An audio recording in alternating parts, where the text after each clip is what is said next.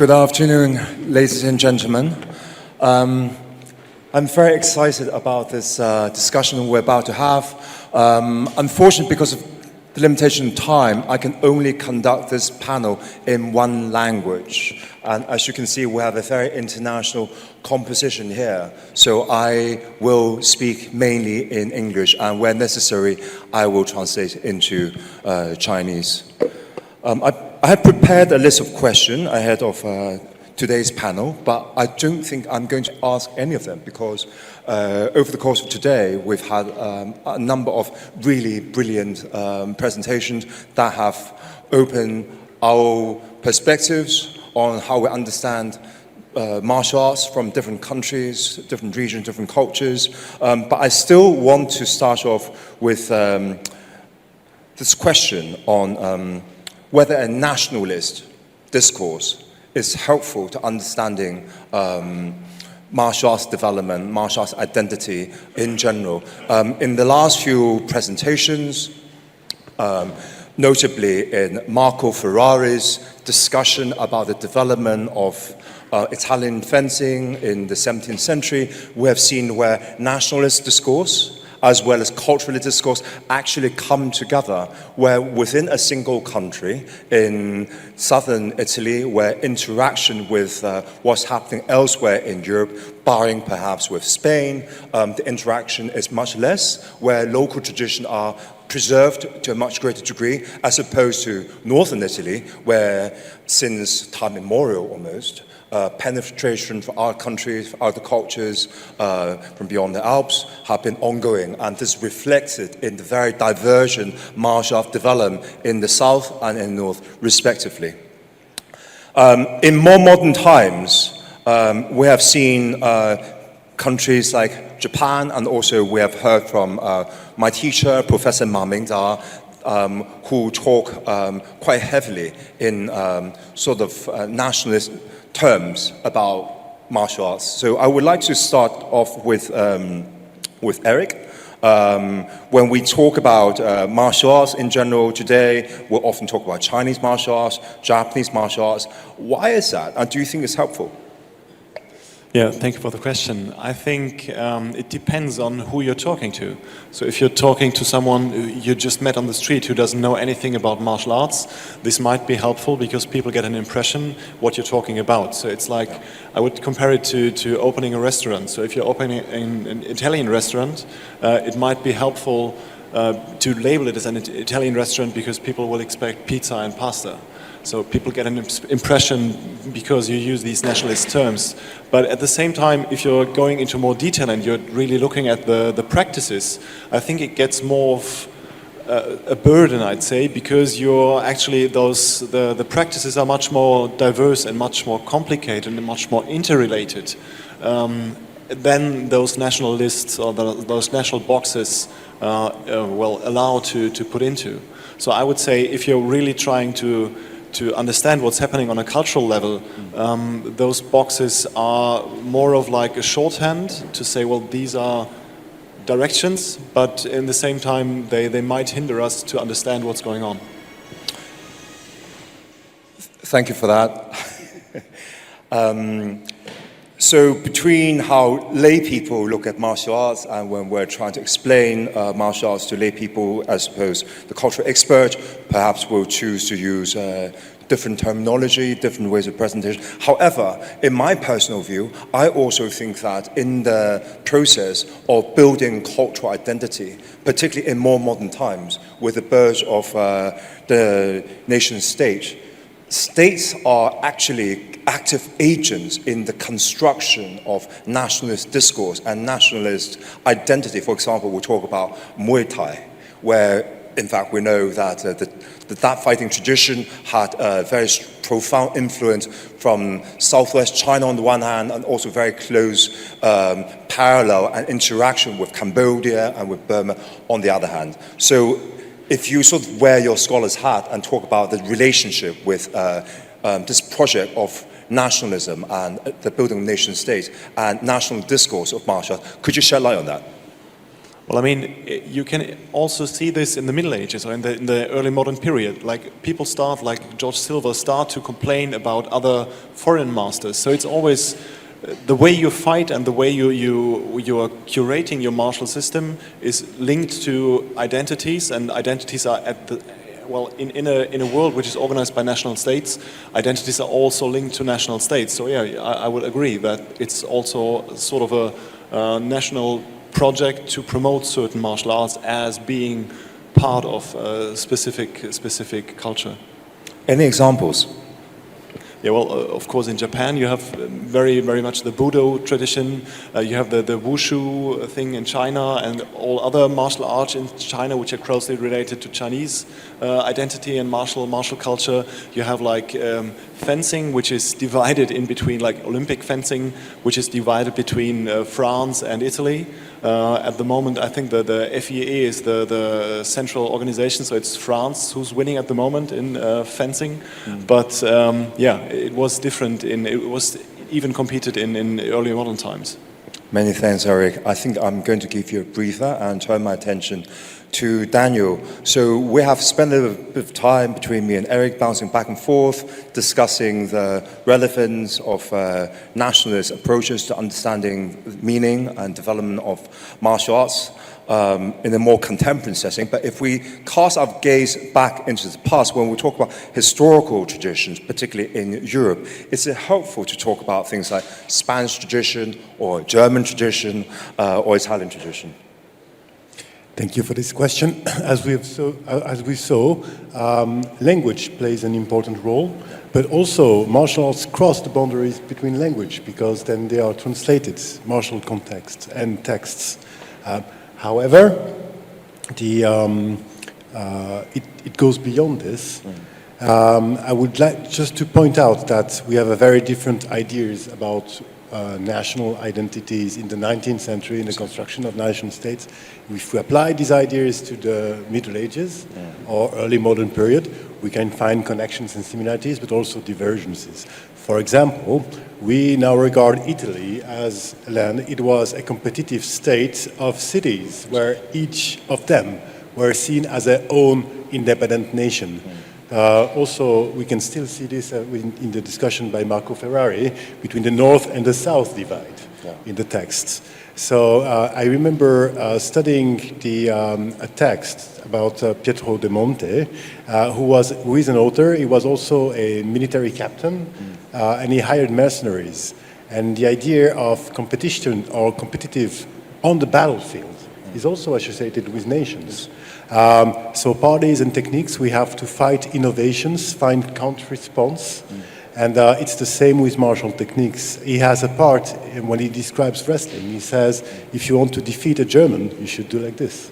If you want to defeat an Italian, you should do like this. And forget about the French or the belts, it's not important.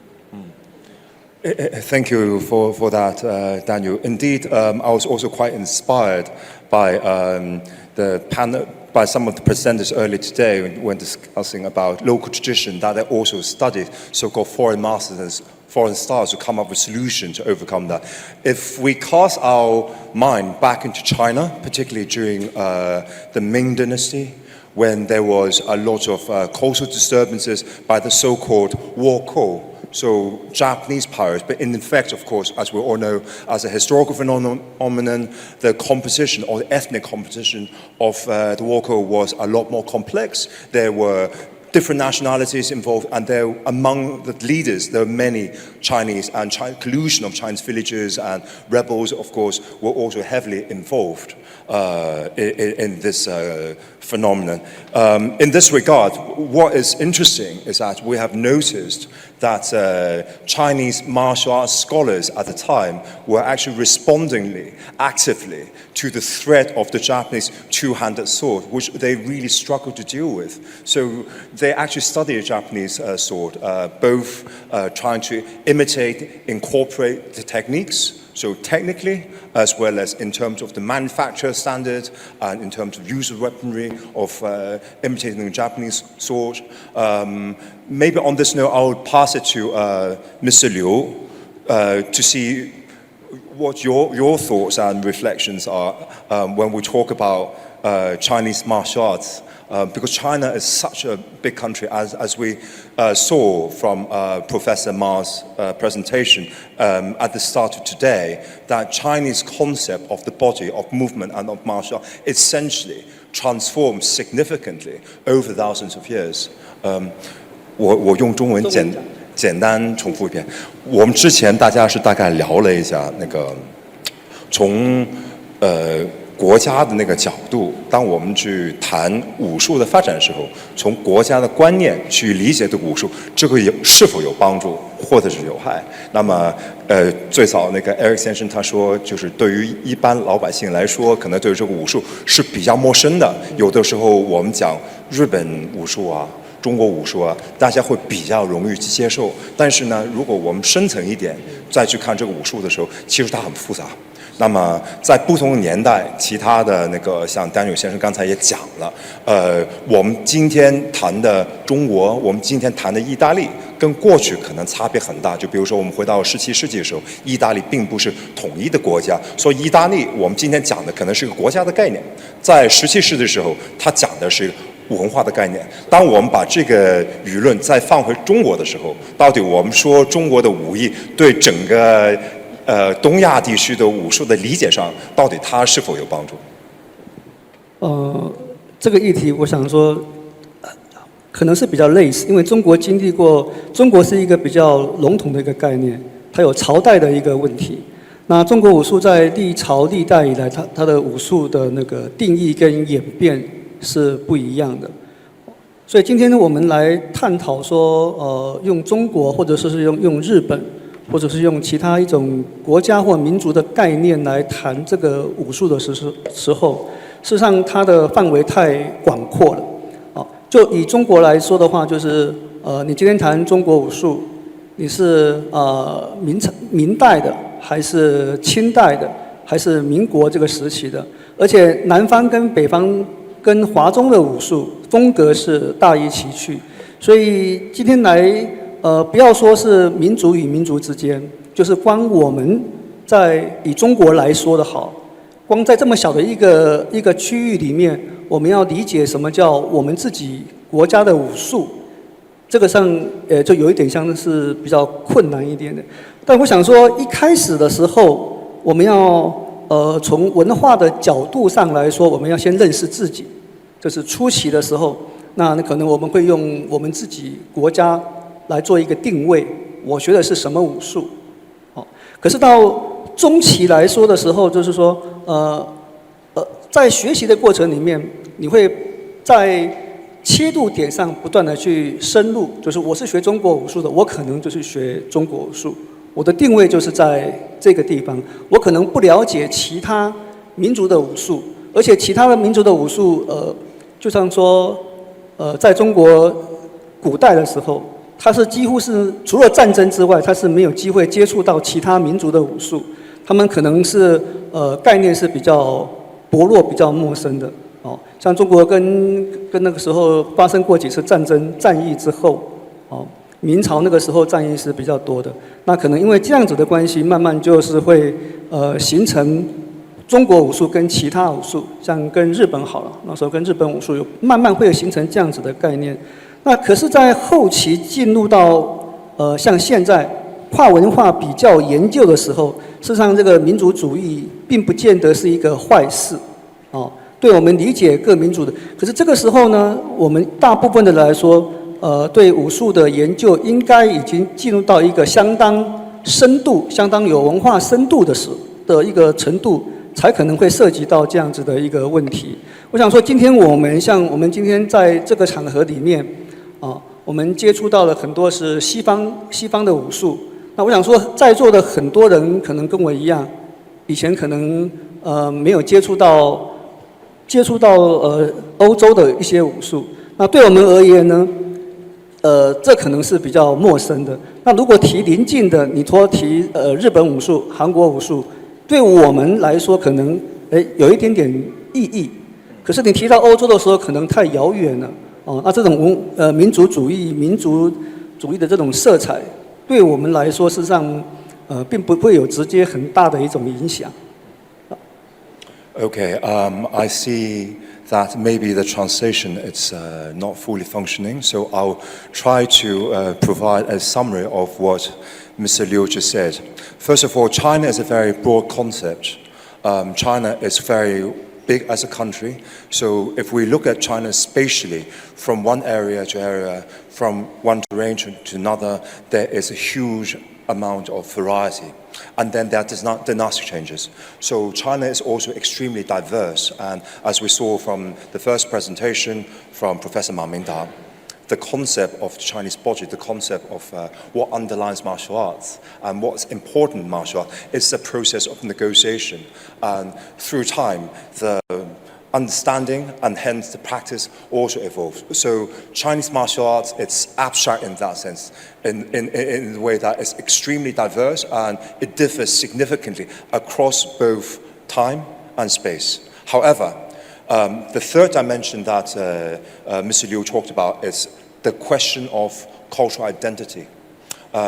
When we look at Chinese martial arts today, he thinks that such nationalist discourse about China, particularly if we look at this Chineseness as a cultural construct and potentially as a way for people to reconcile or embrace their Chinese cultural identity after all the disruption that's happened in the past, it could actually be quite helpful. And he uses the performance last night as an attempt to allow people, new ways to embrace Chinese cultural identity through the martial arts. Not sure if this is a very accurate translation, but I try my best. Okay, so moving on. If we open up the discussion a little bit, as I hope most of you have had a chance to look at the exhibition on the ground floor. Most of you will have noticed that the exhibition really started with manuals and books, 5 books, starting from the 16th century. I believe both in East Asia and in Europe, 16th century is an important time of change. And indeed, 16th century marks the dawn of globalization. Personally, I was hugely inspired by Manuel's presentation just now, where in the past, not so long ago, I was really looking at the Stretzer as primarily an Iberian phenomenon. But you showed us that from the very beginning, it was a Hispanic tradition, and therefore it's transnational. I would like you, if you can, to expand a little bit more about the development of the Stretzer and how it's related to this transnational diaspora that connected the whole world. Yes, the Stretzer, the origin is clearly Hispanic, probably in south of Spain, in Seville. But also we know that in Seville there was a strong Italian colony, and there is some people claim there are influences of Agrippa and this kind of geometry in the first developing of the Stretzer. So we have to start with some interactions. Later, the Spaniards were in Italy, northern and south Italy, and as Marco Ferreri said, the Italian has a close contact with the Stretzer, both in the north of Italy and then in the south. And the sort of school of the south of Italy probably develops against the Spanish Stretzer, because this kind of very quick solutions, and they try to avoid the contact of the blade, that was very particular of the Spanish. This was a system that is created against the Stretzer. And so the Stretzer has to react, and he created his own system to counteract the Italian system, because this was an armament run. They have to see that they were losing against the Italian, and they have to develop a new system inside of the Stretzer to confront the Italians, because they were becoming a very, very thought enemies. No? Thank you, Manuel. I have two questions. One is a bit of a divergence for which I apologize, but I'm personally fascinated by the fact that already in the early 16th century, late 15th century, Spain was an emerging power, and which subsequently became dominant in Europe and indeed around the world. Yeah. And Spanish soldiers were actually much feared around the world, particularly on the European battlefield. But there are specific ways of fighting, and hence martial arts, which the Spaniards were known for. For example, the sword and buckler. Is that something that was preserved in the destrezza tradition or not? Obviously, there was some connections.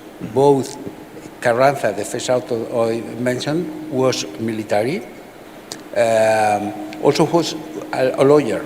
He was a lawyer by studies. He made the lawyer degree, but he, against his merits, fighting in the Portugal campaign when Spain incorporated Portugal and become only a one nation.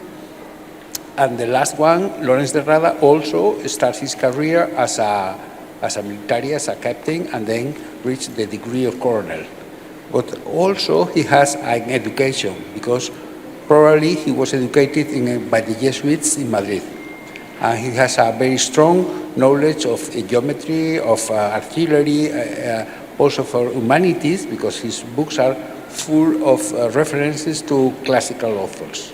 So we see that both these important authors are both using the feather and the sword. This was the ideal knight with the knowledge and also with the sword. It also has a military tradition.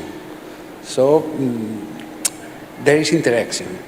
Probably the military were not using destreza, because destreza was mainly developed for civil use, for single rapier and to fight from one to one, not to a massive combat. No? But yeah, you brought upon one of the most important topics. I think in the exploration of martial arts in general, particularly starting from the 16th century, is a relationship, divergence as well as convergence between what we call civilian martial arts and military martial arts. In this regard, using your perspective and your expert knowledge in the global Hispanic tradition of destrezza, can you see a relationship between, for example, the development of this bigger destrezza tradition with local traditions that started coming to being around that time or slightly later? I am particularly interested in the Philippines because a few years ago, from my experience, I was working with a bunch of Filipino martial artists in Hong Kong. I was talking to them about their practice of eskrima, about Kali, and they said, in the past, we used sticks for practice, and then we graduate to swords. But most people don't actually know how to fight with swords, which, as we know, is fundamentally different. So I was very intrigued to hear about Zapata, who was born in the Philippines and actually had a Filipino father. Please, enlighten me. Yeah, this is a very hot topic because the Philippine martial arts actually is, as you told before, there is some kind of official recognition of Filipino martial arts. There are some governmental support, and there is, a tradition. There is a lot of discussion if there is Spanish influence or not. There is a very interesting work by Rollo. This is developed substantial work, in which he's exploring all references of the Filipino martial arts, and also trying to find the relationship with the Spaniards. Sorry, Manu, if I can just jump in here. Do we know of the existence of a corpus of literature in the Philippines? Yes. There is? Yes. Wow. Yes, but it's not clear a relationship with the Spaniards. Probably there was more relationship with the military fencing, but not with destreza. But what we know of Filipino martial arts, probably there were people that have some kind of military instruction, but they are obviously in Philippines the Spanish was used for some times or for some part of the population, and there are terminology that is taken for the Spanish, but the system is not similar to the Destreza system. Okay, I think this is a long conversation you and I can have. Yes. Over many bottles of wine. Just opening up to the other panelists, I would very much like to hear your view, not necessarily on globalization, but on martial arts exchanges between societies, different geographical regions and countries, citing the specific country or area that you're familiar with. Daniel, would you like to go first? Thank you. I would like to use this opportunity to point out that there are different behavior that we can have towards this cultural identity. People are claiming, we talked about legacies or lineage, to be part of a cultural identity, and there are people actively saying, no, I'm looking at something that should be efficient, and I want to measure that efficiency on competition. And we know that it cannot be measured on competition. So this is interesting to observe that there are people actively choosing to agree or disagree with this idea. I think as scholars or martial art practitioners, we can see the benefits or the disadvantages of this point of view. But what is interesting is that it's also in connection with marketing. So if we move these historical issues interesting in comparative studies between the corpuses and the arts we practice to nowadays, we have to take into consideration the question of marketing and rivalries.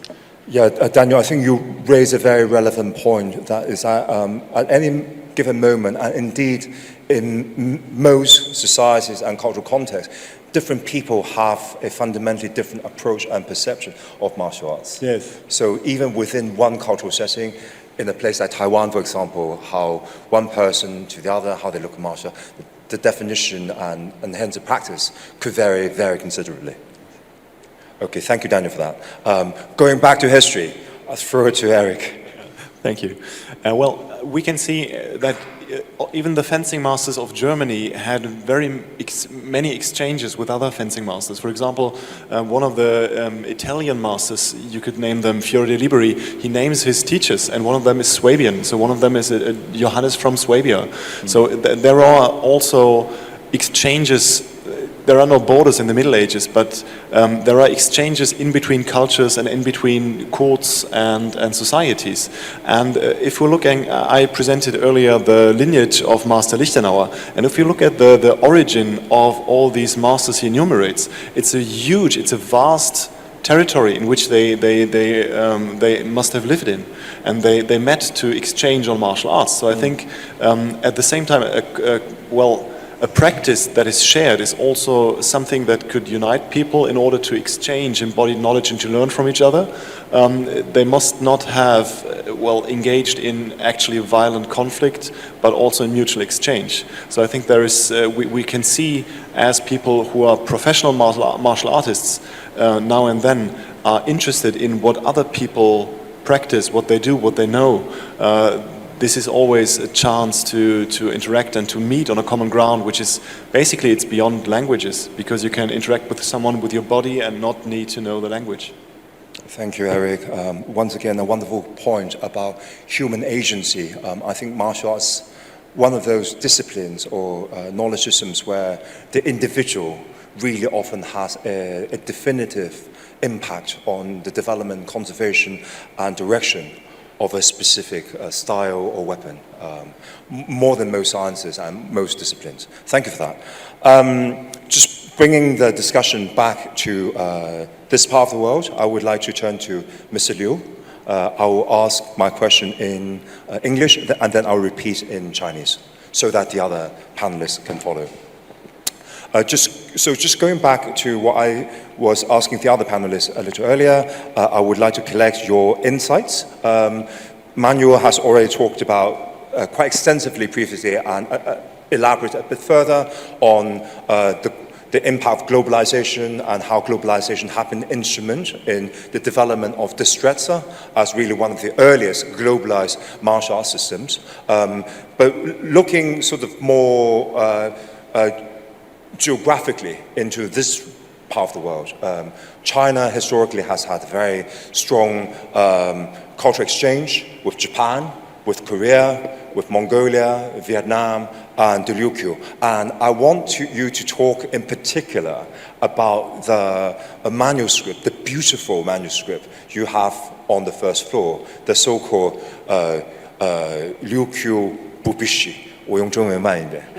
之前我们大家谈了很多全球性对于武术的发展的影响，尤其是刚才曼佑他从研究西班牙或者是那个西班牙系统的那个 Destreza 做一个例子，怎么构建了一个从17世纪开始构建了一个全球化的这样的一个武艺体系，很早在近现代时候就已经做了这个东西，跟菲律宾啊、墨西哥啊，包括台湾啊、日本啊等等都形成那个交流，甚至把很多东西保留了下去。那么我们眼看东亚地区，中国一直以来跟我们周边的国家都有很密切的关系，包括谢淑芳老师也谈到了射箭方面，我们很多的一些普及在中国可能没有保留着的。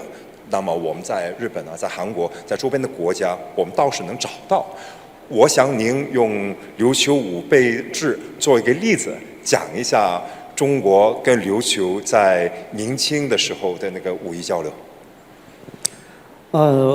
从那个琉球武备制刚好是我一个很特殊的机缘之下，收到琉球武备制的一个目前算是海内外的一个彩绘的孤本。那这个东西呢，因为是从琉球来的，一开始当然我们对它的内容是熟悉，我们一看就知道这是中国的东西。但是这个东西呢，在日本人的在那时候是琉球人的角度上来看的时候，当然琉球早期在明朝的时候有36姓的移民到琉球去，啊，它有特殊形成的在那个地方形成了一个特殊的米酒村，啊，都是中国人一个聚集的一个地方。那当然就形成一个文化。不过在当时呢，这种武术文化对他们而言是一种贵族文化，并不是一般的平民百姓是可以接触到的。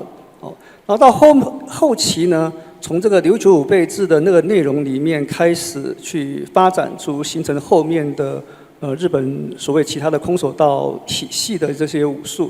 那这个是一个比较笼统的概念，就是说，事实上琉球武备制只是传到琉球去的其中一种武术而已，它并不是只有鹤拳。那就这本书来说是因为全谱里面分2个部分，一个是图片的部分，一个是文字的部分。那因为我们被文字的影响，它写到跟白鹤拳有关系，跟罗汉拳有关系，所以我们就很多时候是很主观直觉的认为说，这可能是福州鸣鹤，被主观的认定是这样子。但是因为这2本书，这个全谱本来是2个独立的系统，但是因为没有搞清楚之前，他认为是一个系统，就被误会说这个琉球武备制跟日本的空手道有关系，那就跟白鹤拳有关系。当然这个关系是一定是存在的，但是琉球武备制里面并不是说只有白鹤拳而已，它还有很多的武术在里面。它的48个对练图里面还有很多是狗拳。那狗拳这个讲法的话，就是说有人说是属于白鹤拳的那个地堂的这个系统哦。所以我在收集这个过程里面，我自己就感觉到说，还有包括因为琉球武备制的关系，很多的日本的空手道借得到中国大陆去寻根哦。那寻根的过程里面就发生了很多文化上的一些比较奇特的那个现象，就是说他们很多东西他们是很主观的。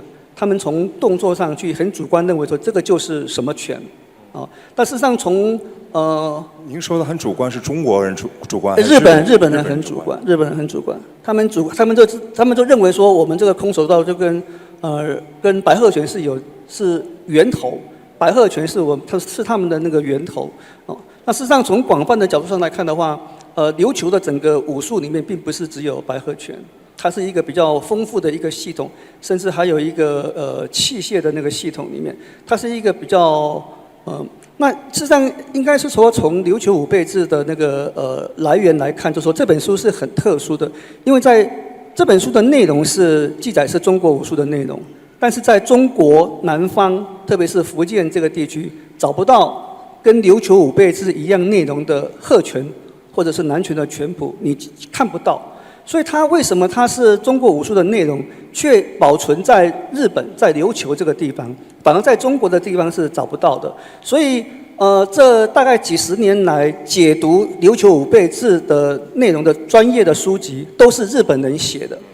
他们从日本的角度上来看琉球武备制，所以几乎没有说从中国人的角度上来看琉球武备制这一本书。我举一个很简单的例子，就是说第一页打开了拜的那个武神田都元帅，实际上田都元帅他们今天被日本奉为是空手道界的武神，武术之神。可是田都元帅在中国福州的信仰里面，只是民间一个很普遍的信仰，它跟戏剧的戏神跟很多东西都有关联性的可是因为他们不了解中国的这种民俗的这种文化，就主观这样子的一个认定所以这是比较可惜，就是说如果未来有机会的时候，是希望说从更多中国武术的角度来解读琉球武备制，然后这个东西就是说能不能还原，就是把琉球武备制的东西还原到中国的南方去，它可以补足很多中国南方鹤拳也好或其他系统的我们遗失的资料，反而可以在琉球武备制这本拳谱里面获得一个补足。好的，非常感谢，讲了很丰富，我不知道能翻译多少，试一下哈。So I don't know how well the translators are doing, but I will try to repeat, hopefully do a better job. So to begin with, Ryukyu Bubishi was created in Ryukyu.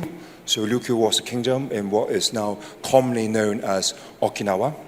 And during the Ming Dynasty, when Ryukyu was still an independent country, there was a huge amount of interaction and diplomatic and trade exchanges, mainly the Ryukyu people presenting tribute to China, and China returning with gift missions.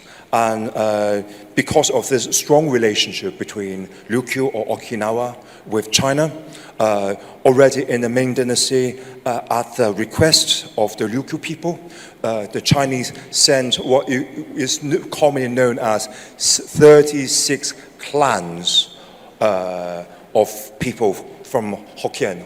So Taiwan is also part of the greater Hokkien dialectic region to live in Ryukyu. So today there are a lot of what we consider to be indigenous Okinawan or Ryukyuan who are actually from China.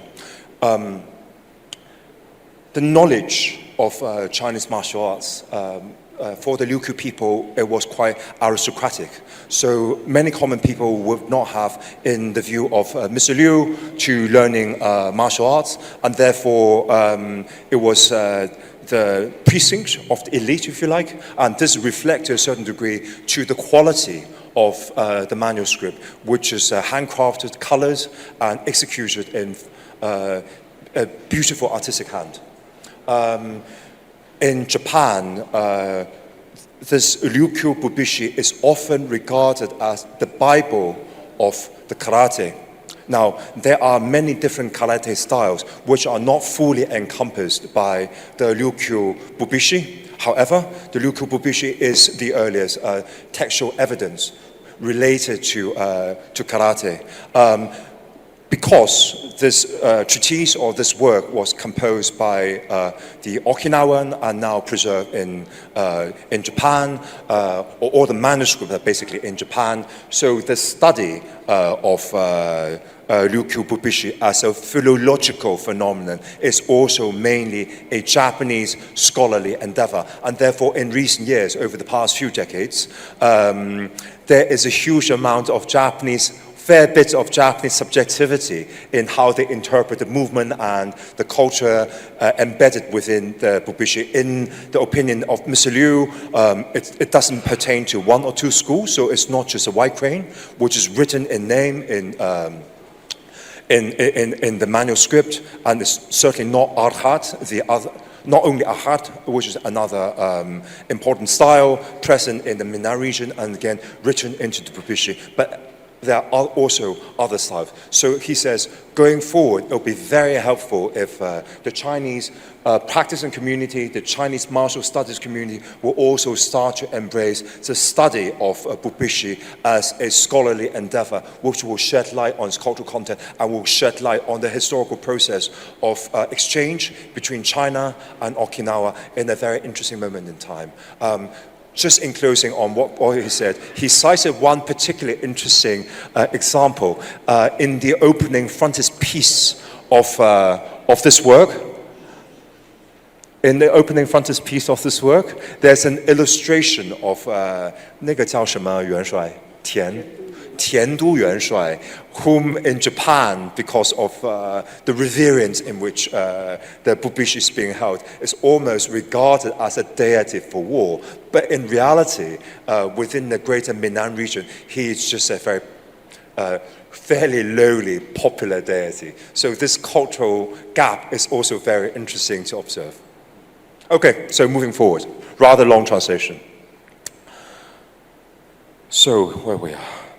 So if we open up to the idea of martial arts in the early modern period, starting around the turn of 16th century as a moment of important change in different parts of the world, both in the East and in the West, can we identify common factors which propel, which are the fundamental social and scientific dynamics facilitating social and military and hence martial art change? Maybe I'll first of all collect view from Europe, and then maybe I'll collect the view from China, and then I'll go to the manual for a more global view.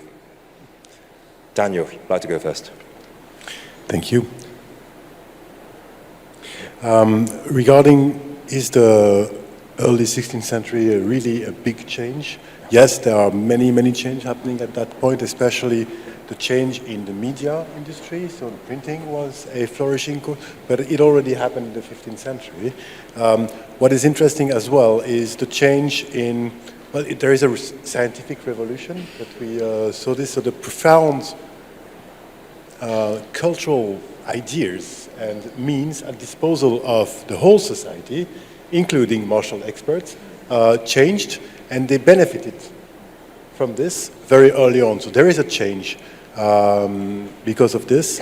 And I would also say that there is a major change happening on the battlefield.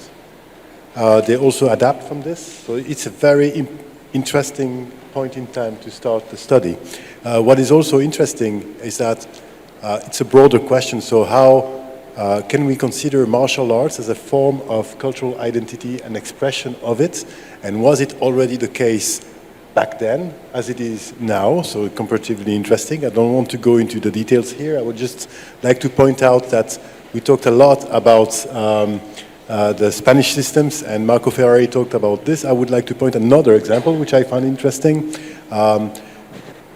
They had rivalries between the idea that the best fighting techniques don't come from each of well, okay, sorry, I will get my line straight.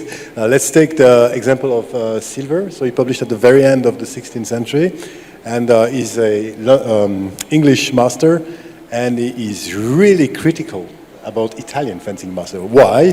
Paradox of defense. Yes, because Italy was a center of martial diaspora. A lot of people, including the French, we know from Montaigne that the aristocratic French crossed the border to go to Italy to learn. And in the situation of Silver, actually, Italian stole his job, and he had a very peculiar idea about them. He was trying to criticize them technically, but if we read that between the lines, it was rivalry question again. So, yeah, very interesting in elements. So sorry, I was... So you mentioned three very important factors happening at different levels. One is a scientific level, so availability of printing, if we can maybe also include gunpowder or even rapid advances in the development of from flintlock to matchlock and those sort of things. The second level is actual military change, so that is not just in the equipment, but also in terms of military organization, scale, financing, all of that, so-called military revolution. And the third aspect, which very few people talk about, but talked about rather extensively by different speakers today, is a cultural dimension, which I find very interesting. And again, I personally, just riding on the citation you just drew on George Silver, I will also say that if you advance another 100 years, so now we're into the 18th century, so almost 200 years, and we go to Scotland, and we find the Scots using the tartan shield with sword, and even using the big two-handed sword. They were fighting in a way that in England and many other places were already gone. Primarily because the interaction between Scotland as a rather far peninsula from the rest of Europe is quite remote, except for regular exchanges, particularly at the aristocratic level with the French. Okay, so I would like to pass now to Eric, please. Yeah, thank you.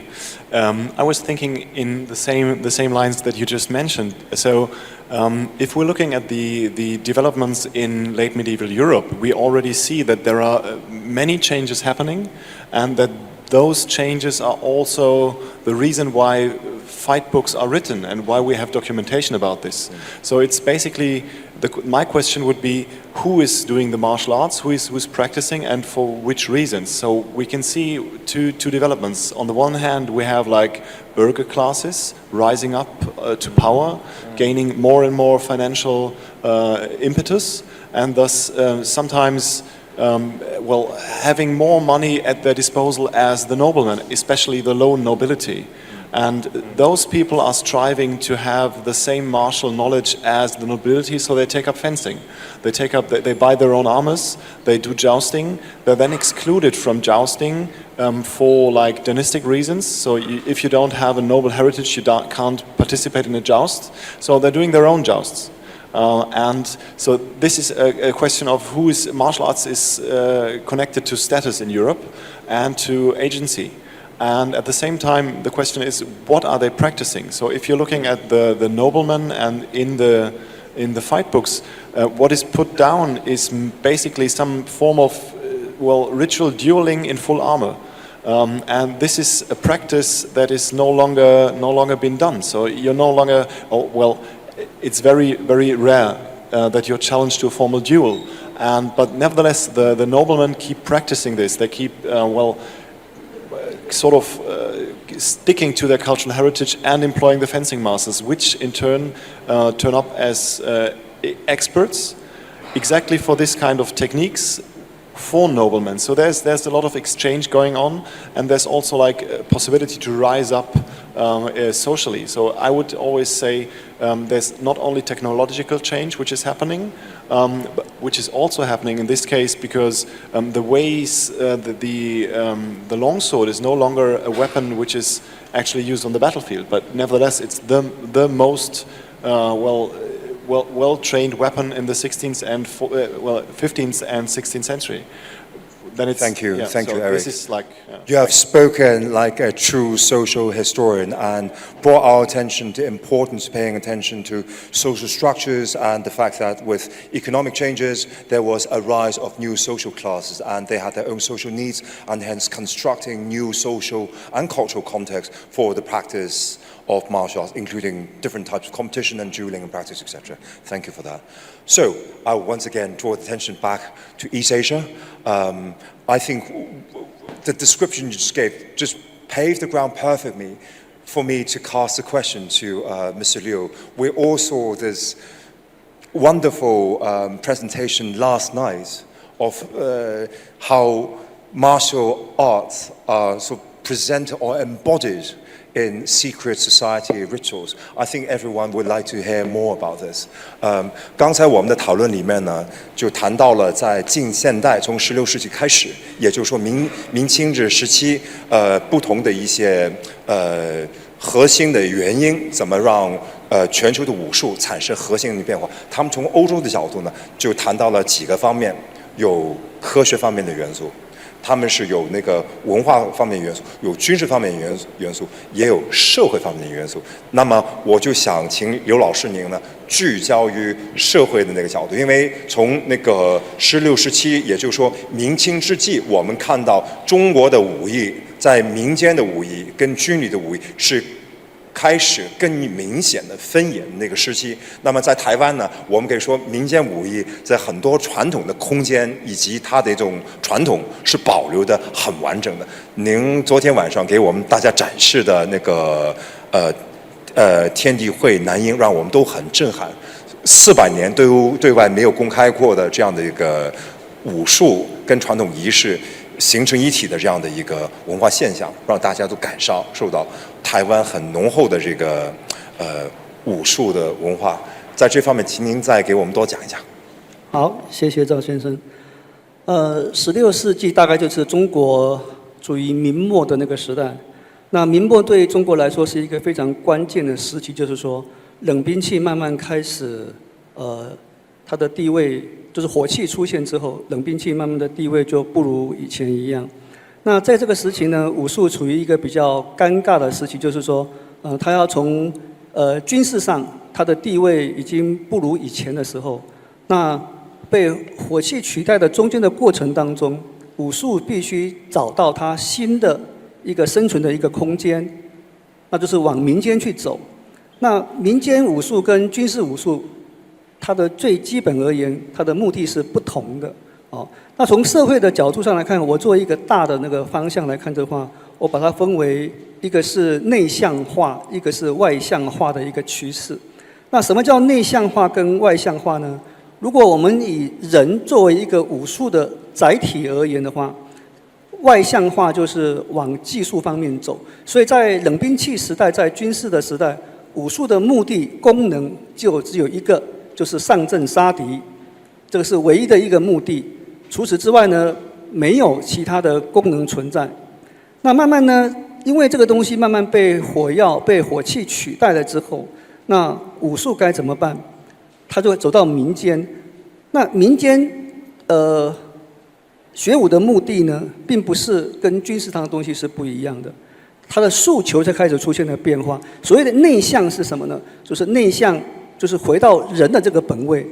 那这个人呢，指的是什么？我们的健康，所以开始出现养生的概念。所以在明末的时候，有一个东西，有一个文化现象很重要，就是易筋经的现象。易筋经可以说是一个中国武术内养文化的一个开端。那这个养呢，就是军事武术跟民间武术一个最大的一个区隔。因为军事武术是不讲养的，它讲的是强身。但是强身跟养生是两个不同的概念。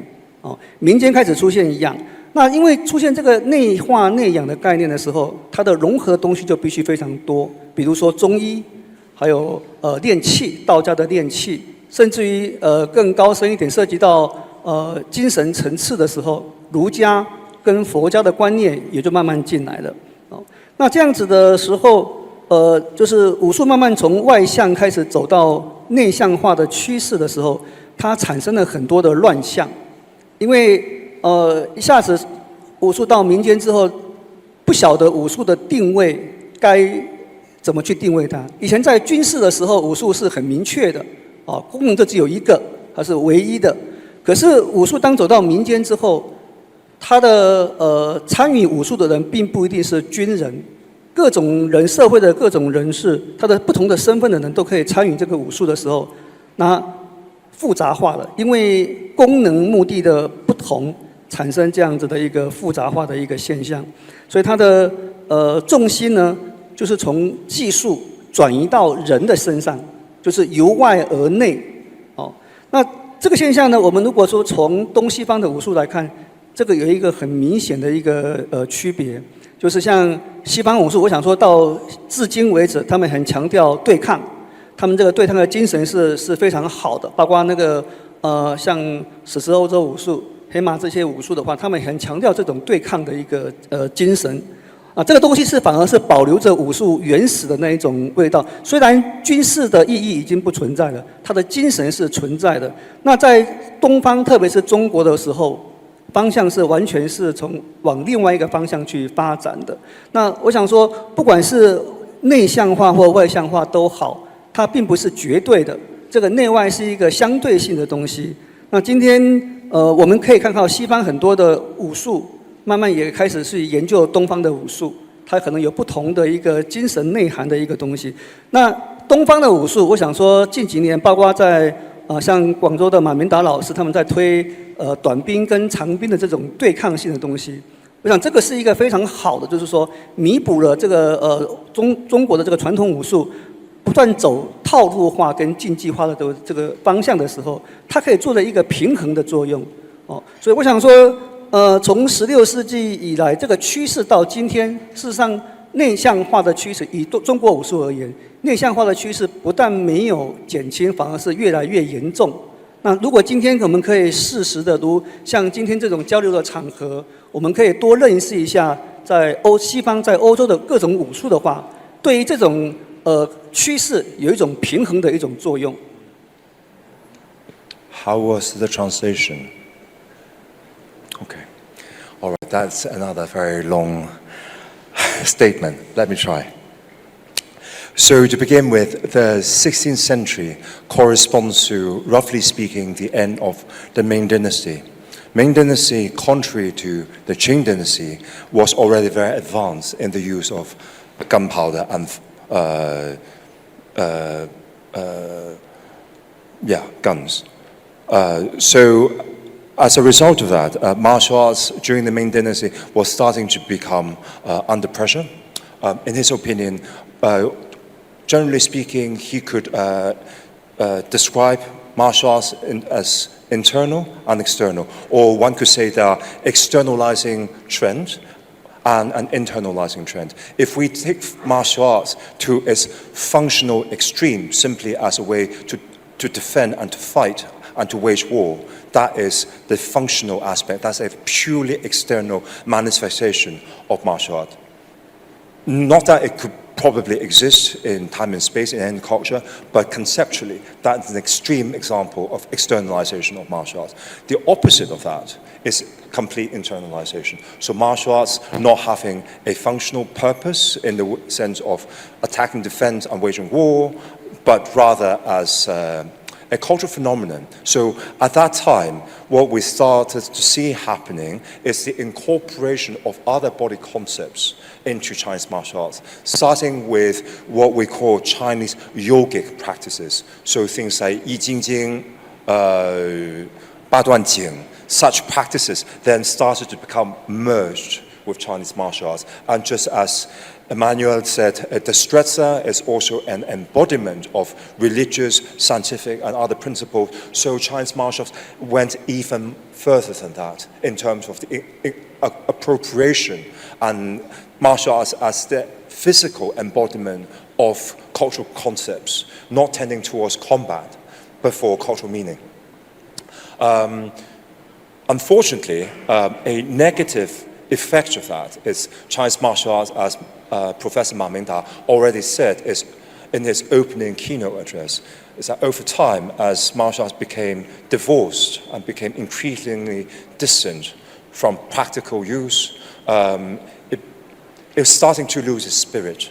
So if we compare that to what we see happening in Europe, both historically at the time when the divergence between military and civil martial arts was happening, the transition into a sport or dueling and other adversarial competitive phenomena was very present and continued to be present in martial arts practice in Europe today. In China, we're still struggling to find that balance. As Ma Mingda said, the opportunity to engage with the Western world the appropriation of Western sport as a concept in China. This has enabled us to provide a counterbalance, and as is the opportunity to exchange ideas with you guys and to learn what's happening in the indigenous martial arts space within Europe. I hope I got that right. No one's telling me about timekeeping. I have a feeling we must be close to the hour point. So maybe I can just gradually bring this discussion to a close. We can probably talk for another 2 hours and extend this into another exhibition and another conference. But perhaps I just ask a comment from each of the panelists, starting with Eric and then ending with Daniel, on what you think is the significance of martial arts exchange and what are the takeaways. Of course, we still have another afternoon session to follow. Yeah, thank you very much. So my takeaway points would be to see how diverse martial arts culture is and how important it is at the same time for practical reasons, and that it always has like several points of reference. There is this individual point of reference, like the individual who's practicing the art, who are the individuals who are interacting to learn from other people and to culturally exchange. But at the same time, there's this national or this cultural impact of martial arts, which is at the same time very important. And as you said, I'm looking at this from a perspective of a social historian. So this is for me the most important factor, and also to see how many similarities there are between Asian martial arts, especially Chinese martial arts, and European martial arts. I think we can learn a lot about comparison and exchanges. Thank you. Manuel? Thank you. I think that this barriers between different styles, nationalistic or performance, because today we have, and this is very important, this meeting, because we see that many things we are doing are doing the same thing or similar things, and we need to learn from this, because sometimes we are making errors and improving our techniques or making our systems, and we can learn from others not to commit the same errors. Thank you. And we've all learned a lot from you about the first global martial arts system. Thank you for that, Manuel. 刘老师，请您讲几句，觉得武艺交流在历史跟当今的，尤其是当今，它的重要性是什么？它的重要性从今天的场合就可以看到。我们今天中午的时候在跟几个朋友，台湾这边的专家学者聊到，特别是资深的，在对台湾这个武术界对台湾武术史非常有研究的那个专家老师们，他提出的一件事情就是说，我们今天这个活动这个场合是台湾的第一次。就台湾很少有针对武术这个主题来举办学术研讨会的，然后甚至于说是跨国的、国际性的，这绝对是台湾的第一次。那第一次来说是非常重要的，但它是对于未来台湾武术发展要怎么走、该怎么走，这个是非常重要的一件事情。因为我想说，大部分的我们的武术界从事武术活动是比较频繁的，但是武学活动是比较薄弱的。所以我想说，今天这样的场合，我们一下子把这个层级跟规格拉得非常高。我想说，慢慢的去累积，可能不晓得要走多久。我想说，先拉到一个高度之后，慢慢再来做了，再来反省，再来检讨，我们在如何进步。我想这个是今天我们办这个活动非常有意义的一件事情。